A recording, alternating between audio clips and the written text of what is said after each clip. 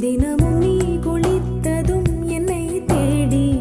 என் சேலை நுனியால் உந்தன் தலை துடைப்பாயே அது கவிதை திரு